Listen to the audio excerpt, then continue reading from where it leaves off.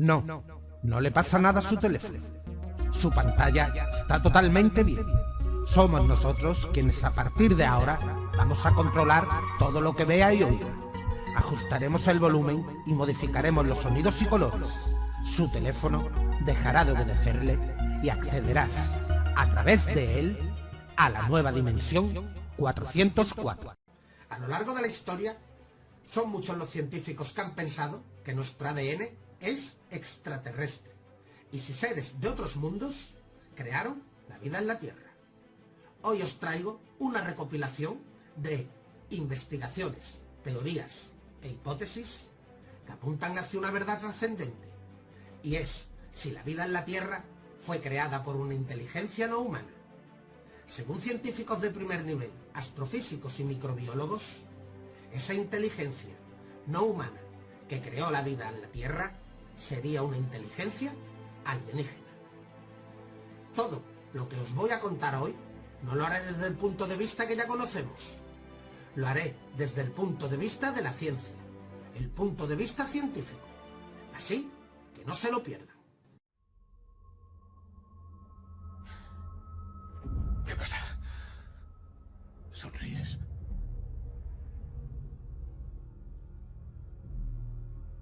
No puedo creerlo. Quieren que vayamos a buscarlos. Estas imágenes pertenecen a excavaciones de distintos continentes. Civilizaciones antiguas que no tuvieron contacto entre ellas.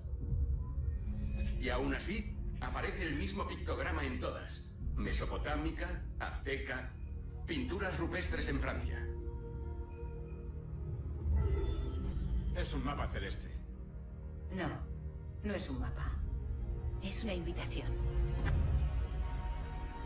¿Hasta dónde llegarías para obtener respuestas?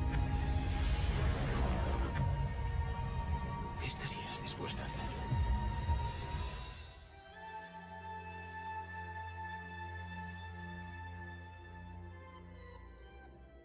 ¿Nuestro ADN es extraterrestre?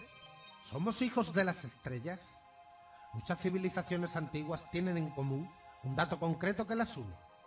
Dicen que parece que hay seres de otros mundos que vinieron a visitarnos. En este video vamos a hablar de las nuevas informaciones y evidencias científicas que apuntan a que el origen de la vida en la Tierra es que haya sido creada por algún tipo de inteligencia. Llamémosle Dios, seres extraterrestres o como queramos llamarlo cada uno. Pero en definitiva, tuvo que haber un jardinero cósmico.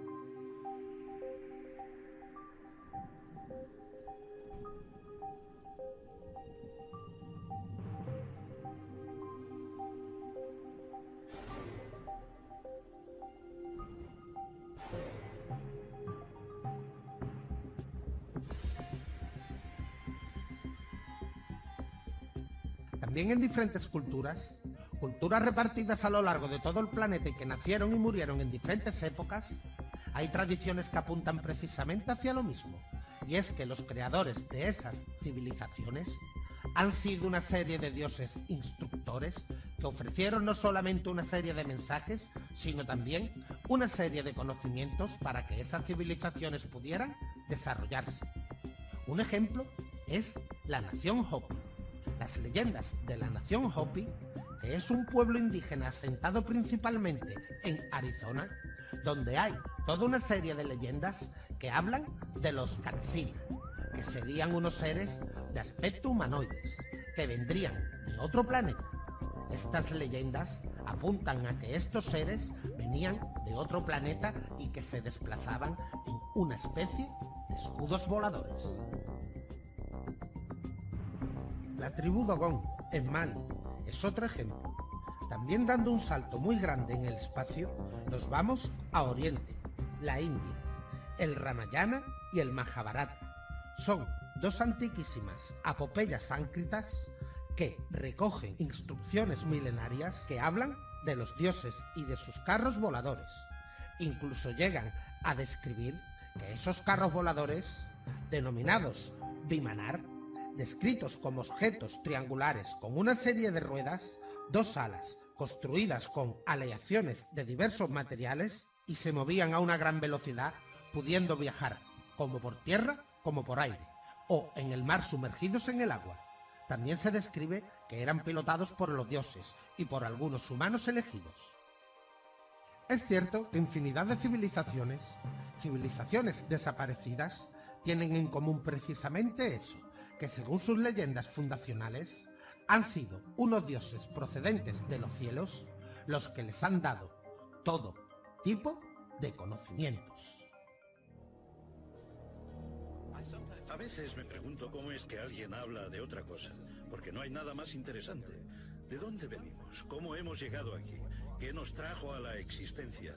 ¿Cuál es nuestra relación con la realidad como un todo? Contemplas la increíble diversidad y complejidad de la vida y es inevitable preguntar, ¿qué trajo todo esto a la existencia? ¿Fue simplemente el azar y la necesidad, fuerzas naturales sin dirección? ¿O hay algo más? ¿Hay un propósito, un plan, un designio? ¿El designio de una causa inteligente? Creo que esta es la pregunta fundamental.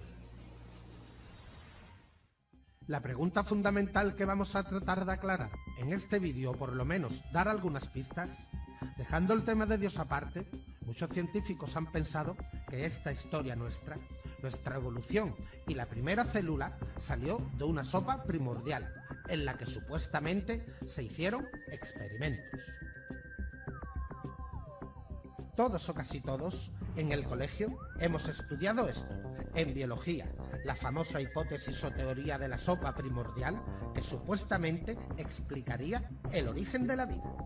Según esta teoría, hoy día bastante denostada, la vida nació aparentemente por casualidad, por una serie de circunstancias que dieron lugar a la primera célula viva.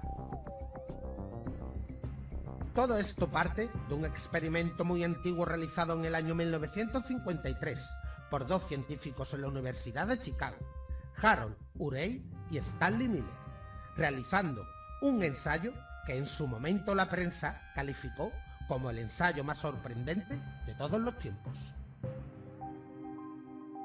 Lo que hicieron fue mezclar una serie de moléculas inertes, es decir, material inerte, metano, amoníaco, hidrógeno, vapor de agua, que son los elementos primigénicos y que había en la Tierra. Lo metieron todo en una vasija llena de agua y entonces denominarían a esto la sopa primordial o sopa primigenia, que son todos esos elementos que por algún tipo de acción darían lugar a la primera célula viva. Estos científicos pensaron que la inanición o el punto de partida de todo esto sería una serie de rayos causados por una tormenta, los rayos primordiales. Para todo esto sometieron a la mezcla a una serie de chispas electrónicas. Esto suponía que podría formar la primera célula viva. Evidentemente no. Lo que salieron fueron una serie de aminoácidos e hidroácidos, es decir, elementos muertos. Lo que hicieron fue tomar una serie de moléculas inertes y lo que consiguieron fueron una serie de moléculas inertes también. Nada de vida, ni siquiera una célula. Pensaron que quizás esos elementos ensamblándose de algún modo podrían dar lugar a una proteína. Esta proteína es un elemento muy simple de la célula. En cada célula hay unas 2000 proteínas, pero es que las células son mucho más. Las células tienen, por ejemplo, el ADN y el ARN, nuestro código genético. Una complejidad absolutamente increíble.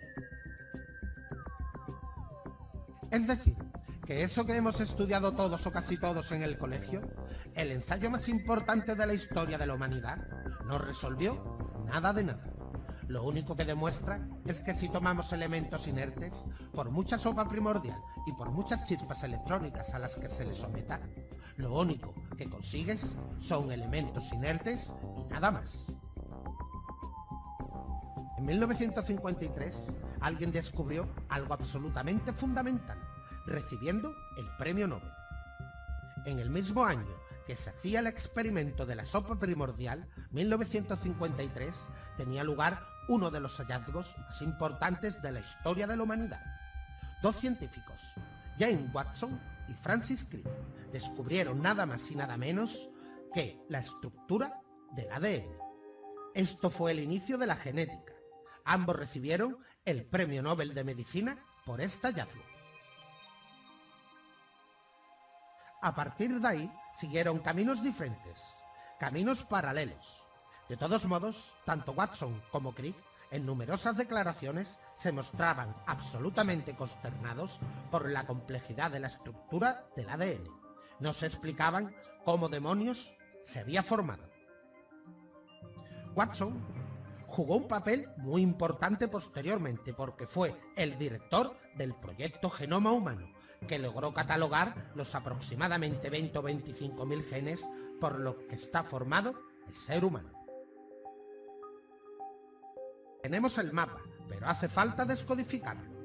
Eso por parte de Watson, que siempre se mostró más cauto en sus declaraciones, aunque siempre mostrando su sorpresa por la complejidad del ADN. No se explicaba cómo había nacido eso. Sin embargo, su compañero Francis Crick, por su carácter, tenía un carácter mucho más duro, un carácter mucho más claro y no mostraba ningún tipo de ambigüedades. Dijo que para él, sin ningún tipo de otra posibilidad que pudiera explicar el surgimiento de la vida en la Tierra, es que fuera creada por civilizaciones extraterrestres. Así lo decía Francis Crick, científico y Premio Nobel de Medicina, descubridor del ADN y padre de la genética, la persona que abrió las puertas a un nuevo conocimiento que ha cambiado el mundo y lo va a cambiar muchísimo más. En el año 1973, 20 años después del descubrimiento de la estructura del ADN, decidió hacerlo público y junto con Leslie Orwells, que era un químico prestigioso, publicaron un artículo en una revista que se llamaba Icarus, donde decían exactamente que la vida llegó a la Tierra a bordo de una nave extraterrestre. Para él era la única posibilidad. Otra teoría es la teoría de la plaspermia. Hoy en día esta teoría está muy de moda, por decirlo de alguna manera, pues la cuestión de la sopa primordial ya no hay quien se la crea. Por lo tanto, la NASA tiende a pensar que el origen de la vida es extraterrestre. Pero claro, no a bordo de una nave espacial, sino a bordo de un meteorito. Sin embargo, jamás se ha encontrado en ningún meteorito restos de ninguna célula viva. Solo se han encontrado algún tipo de elementos. Pero, por ahora, nada que tenga que ver con una célula o, para nada, algo que indique que la vida pudo llegar a bordo de un meteorito. Cada cierto tiempo aparecen en la prensa titulares como "ya está resuelto el enigma de la vida", "ya se ha descubierto vida extraterrestre microbiana en un meteorito". Eso, que siempre se le da mucho bombo y platillo, en los medios de comunicación finalmente acaba diluyéndose como un azucarillo en un café bien caliente, porque finalmente se demuestra que no es así y los experimentos científicos dan como resultado nada de nada. Francis Crick, Leslie Orwells y otros científicos decían que era nula la posibilidad de que un microorganismo resistiese ese viaje interestelar o bien a bordo de un meteorito o también a bordo de esporas, que es la otra teoría. Ellos decían y eran conscientes de que la estructura del ADN parecía surgida de la nada.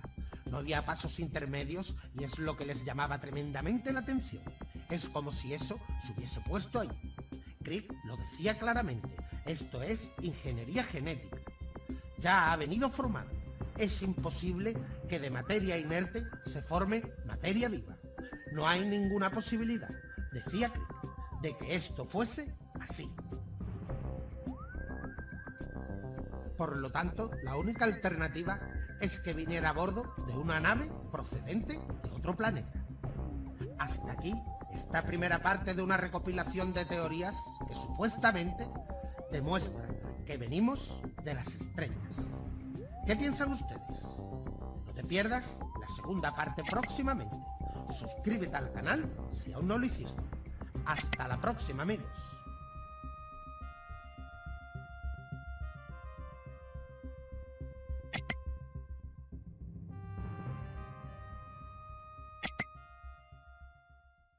Nuestro ADN es extraterrestre. Pruebas científicas. Segunda parte. Bienvenidos a la segunda parte de esta recopilación de todas las teorías, investigaciones e hipótesis que apuntan hacia una verdad. La vida en la Tierra nació por la intervención de una inteligencia no humana.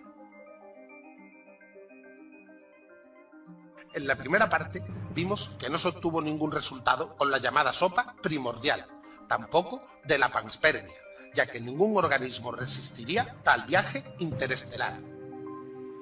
Presta atención hasta el final, ya que en la segunda parte vamos a dar muchas ideas diferentes de lo que nos han contado.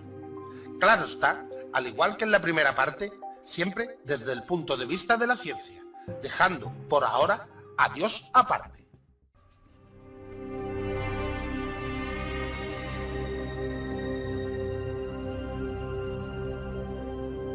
En 1993, el profesor Philip Johnson, de la Universidad de California en Berkeley, invitó a un grupo de científicos y filósofos a una pequeña población playera en la costa central de California.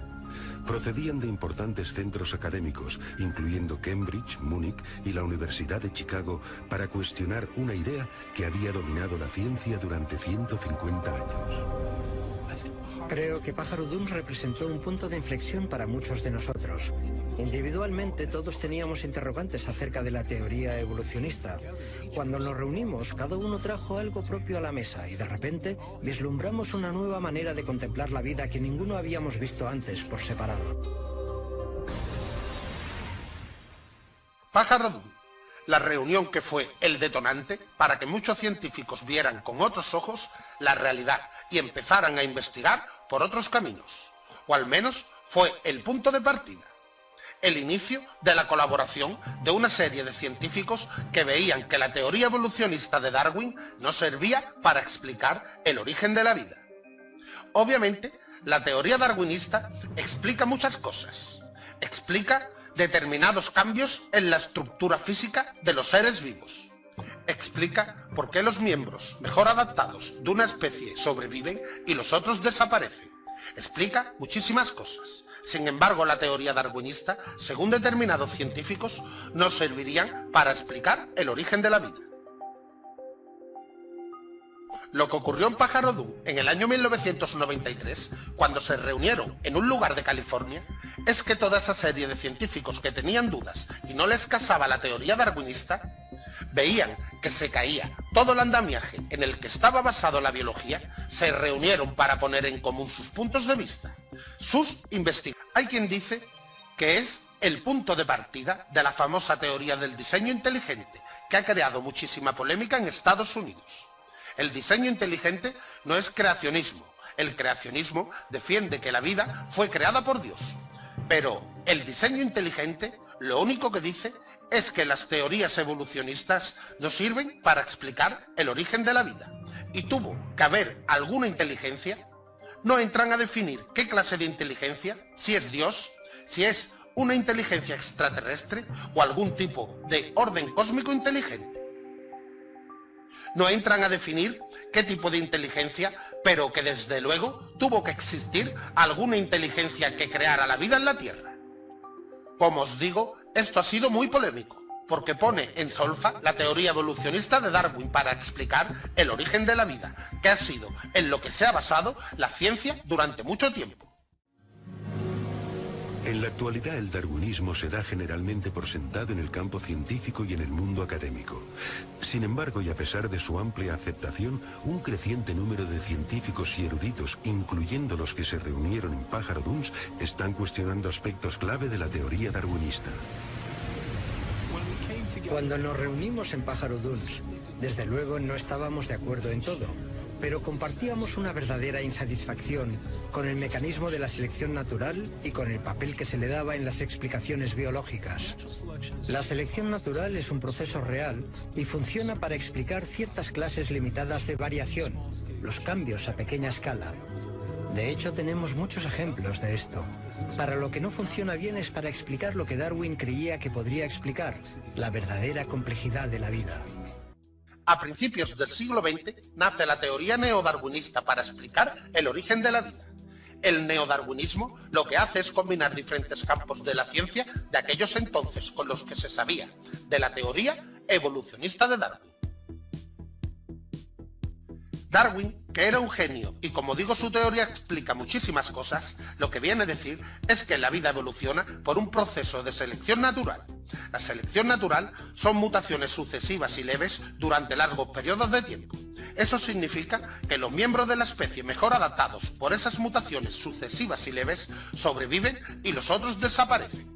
Como digo, la teoría de Darwin puede explicar muchísimos cambios estructurales y físicos. Puede explicar por qué algunas especies se adaptaron mejor al medio que otras, pero no sirve para explicar el origen de la vida. De hecho, el propio Darwin decía que si se pudiera demostrar que existe un organismo complejo que no se ha formado por modificaciones numerosas, sucesivas y leves, mi trabajo se vendría abajo. Esto es lo que decía Darwin. Pues bien, queridos amigos y amigas planetarios, eso existe, según dicen determinados científicos. Eso no quiere decir que el trabajo de Darwin se venga abajo, para nada. Pero sí se viene abajo para explicar el origen de la vida. Es cierto, existen algunos tipos de elementos que parece que no se han formado de esa manera, sino que parece que han nacido ya formados. Por ejemplo, aquí tenemos que referirnos a un bioquímico muy conocido, Michael Vigil, la voz que escuchamos anteriormente en el fragmento que puse. Michael Vigil era, como muchos de los que se reunieron en Pajarudum, convencidos de la teoría evolucionista. Antes de seguir, amigos y amigas, quiero decir que estos son solo una serie de teorías e investigaciones de científicos de primer nivel. Michael Vigil, como otra serie de científicos, empezaron a ver puntos oscuros, que fallaba la teoría. Como buenos científicos, se pusieron a investigar y a hacerse preguntas. Hay que tener en cuenta que cuando nace la teoría darwinista, para explicar el origen de la vida, no existía la bioquímica como tal, y tampoco el microscopio electrónico, con lo cual faltaba muchísima información. Hoy en día sabemos que las células son algo enormemente complejo, pero volviendo al tema, hay una serie de estructuras llamadas cilios y flagelos bacterianos. Los cilios son una serie de orgánulos de las células eucariotas y los flagelos bacterianos son unas estructuras en forma de flagelos que sirven para empujar la célula. Michael Vigil y una serie de microbiólogos y de bioquímicos defienden que este tipo de estructuras son las que llaman sistemas irreductiblemente complejos, que quiere decir que son sistemas muy complejos formados por toda una serie de partes que tienen su función. Si una parte deja de funcionar, todo el sistema se acaba. También deja de funcionar. Es decir, es como un engranaje absolutamente perfecto. Pero, ¿qué es lo que ocurre? Pues ocurre que ninguna de las partes que forman parte del sistema tiene ninguna función por sí sola. Por lo tanto, no han evolucionado. Es decir, no se sostiene la teoría de la selección natural. Ninguna de esas partes tenía una función si no es formar parte del sistema. Por lo tanto, es como si el sistema naciera ya ensamblado. Así que en este caso, la teoría de selección natural no podría explicar el origen de los cilios y los flagelos bacterianos. Dicho para que todo el mundo lo entienda, lo que viene a defender estos científicos es que tanto los cilios como los flagelos bacterianos y otra serie de elementos son producto de la ingeniería genética. Han sido ensamblados por algo y de hecho, estos elementos, por ejemplo los flagelos, han sido definidos como máquinas genéticas. Están formadas por una serie de piezas ensambladas. Tienen anillos rotatorios, paletas, rotores e incluso una especie de motor que sirve para impulsarlos. Es decir, tienen toda la pinta de máquinas genéticas. Lo que defienden Vigil y otra serie de microbiólogos es que alguien ha tenido que ensamblarlo, porque esas partes no tienen función por separado. Por lo tanto, la pregunta es, ¿de qué han evolucionado? No hay ningún punto de partida por el que cada uno de estos elementos haya podido evolucionar, sino que parece que esos elementos ya existían y alguien los ha ensamblado. Y hasta aquí la segunda parte de una serie de recopilaciones de todas las teorías, investigaciones e hipótesis que apuntan hacia una verdad. La vida en la Tierra nació por la intervención de una inteligencia no humana. Si les ha entretenido este vídeo, pueden darle me gusta y compartirlo en las redes sociales. Les estaría muy agradecido.